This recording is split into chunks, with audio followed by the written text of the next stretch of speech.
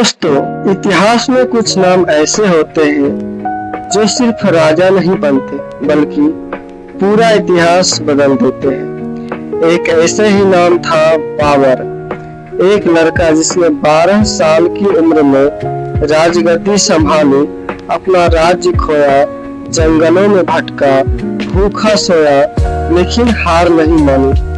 वह लड़का आगे चलकर भारत में मुगल साम्राज्य की नींव रखता है। आज इस वीडियो में हम जानेंगे बाबर की पूरी जिंदगी, उसका बचपन, संघर्ष, युद्ध, भारत पर हमला और उसकी मौत तक की कहानी। वीडियो बहुत मजेदार है और जानकारी से भरी होने वाली है, तो वीडियो को अंत तक जरूर देखिए। बाबर का जन्म 14 फरवरी 1483 में फरगना में हुआ था। आज यह जगह उज्बेकिस्तान में है। बाबर का पूरा नाम जहीर-उद-दीन मोहम्मद बाबर। उसके पिता उमर शेख मिर्जा फरगना के शासक थे, जबकि उसकी मां कुतलुब निगार खानम थी। दोस्तों, बाबर कोई साधारण परिवार से नहीं था। उसके पिता की तरफ से वह महान विजेता तैमूर का वंशज था और मां की तरफ से जंगीज खान के खानदान से जुड़ा था, यानी उसके खून में ही युद्ध और शासन था। जब बाबर सिर्फ 12 साल का था, तभी उसके पिता की अचानक मौत हो गई। इतनी छोटी उम्र में उसके सिर पर राजगद्दी की जिम्मेदारी आ गई। अब सोचिए, जिस उम्र में बच्चे खेलते हैं, उस उम्र में बाबर को तलवार संभालनी पड़ी। चारों तरफ दुश्मन थे, रिश्तेदार भी गद्दी छीनना चाहते थे, लेकिन बाबर डरने वालों में से नहीं था। बाबर बचपन से ही समरकंद जीतना चाहता था। उस समय समरकंद बहुत बड़ा और अमीर शहर था। 1497 में बाबर ने समरकंद पर हमला किया। काफी संघर्ष के बाद उसने शहर जीत लिया समरकंद को, लेकिन किस्मत ने यहाँ भी उसका साथ नहीं दिया। जब वह समरकंद में था, तभी उसकी अपना राज्य फरगना उससे छीन लिया गया, यानी एक जीत के बदले एक अपना घर खो दिया। दोस्तों, बाबर की जिंदगी का यह एक बहुत कठिन समय था।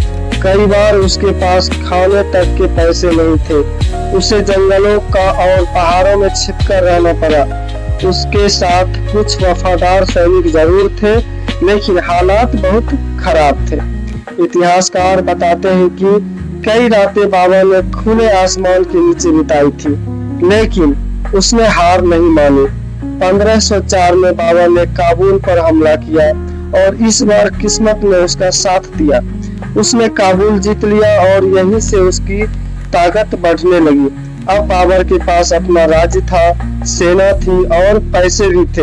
उसने अपनी सेना को मजबूत बनाना शुरू किया। नए हथियार खरीदे गए, घुड़सवार सेना तैयार की गई और अब उसकी नजर भारत पर थी। उस समय भारत पर दिल्ली सल्तनत का शासक था, दिल्ली सल्तनत का सुल्तान इब्राहिम लोदी। लेकिन लोदी के खिलाफ कई लोग नाराज थे। राज्य में आपसी लड़ाइयां थी, राजपूत अलग चुनौती बने हुए थे, अफगान सरदार भी खुश नहीं थे। यही मौका बाबर ने पहचान लिया। बाबर ने भारत पर कई छोटे छोटे हमले किए। वह पंजाब तक पहुंच गया, लेकिन उसका असली हमला 1526 में हुआ। उस समय बाबर के पास लगभग 12,000 सैनिक थे, जबकि इब्राहिम लोदी के पास करीब 1 लाख सैनिक और हजारों हाथी थे। अब कोई भी सोच सकता था कि बाबर हार जाएगा, लेकिन बाबर सिर्फ ताकत से नहीं, दिमाग से भी लड़ता था। 21 अप्रैल 1526 ईस्वी, यही वह दिन था जिसने भारत का इतिहास बदल दिया। First battle of Panipat, Panipat की प्रथम लड़ाई शुरू हुआ। एक तरफ था बाबर और दूसरी तरफ इब्राहिम लोदी।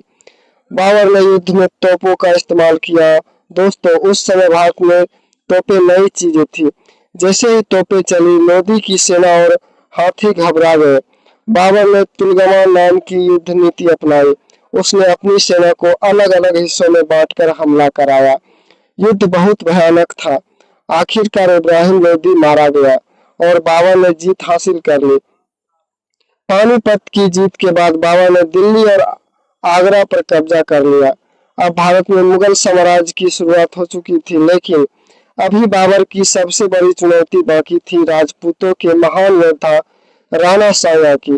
1527 में बाबर और राणा सांगा के बीच बैटल ऑफ खानवा हुआ।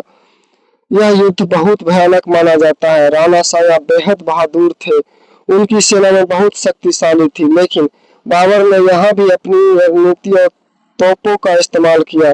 काफी लंबे संघर्ष के बाद बाबर जीत गया। इस जीत के बाद भारत में उसकी सत्ता मजबूत हो गई। दोस्तों, बाबर सिर्फ लड़ाई करने वाला राजा नहीं था, उसे कविता लिखना पसंद था। वह बाग बगीचों का बहुत शौकीन था। उसने अपनी आत्मकथा भी लिखी जिसका नाम बाबरनामा है। इस किताब में बाबर ने अपनी जिंदगी के संघर्ष खुद लिखे हैं। इतिहासकार आज भी इस किताब को बहुत महत्वपूर्ण मानते हैं। एक समय बाबर का बेटा हुमायूं बहुत बीमार पड़ गया। कहा जाता है कि बाबर अपने बेटे से बहुत प्यार करता था। उसने भगवान से प्रार्थना की कि हुमायूं की जगह उसकी जान ले ली जाए। कुछ समय बाद हुमायूं ठीक हो गया, लेकिन बाबर की तबीयत बिगड़ने लगी। 26 दिसंबर 1530 को बाबर की मृत्यु हो गई। उस समय उसकी उम्र 47 साल थी। पहले उसे आगरा में दफनाया गया, लेकिन बाद में उसकी इच्छा के अनुसार काबुल में दफन किया गया। दोस्तों, बाबर ने सिर्फ एक राज्य नहीं जीता, उसने भारत में एक नए युग की शुरुआत की। उसके बाद हुमायूं, अकबर, जहांगीर और शाहजहां जैसे शासकों ने मुगल साम्राज्य को और आगे बढ़ाया। आज भी बाबर का नाम इतिहास के सबसे बड़े योद्धा में लिया जाता है। तो दोस्तों, यह थी बाबर की पूरी कहानी। अगर वीडियो पसंद आया हो तो वीडियो को लाइक करें, चैनल को सब्सक्राइब करें और बेल आइकन जरूर दबाएं। कमेंट करके बताइए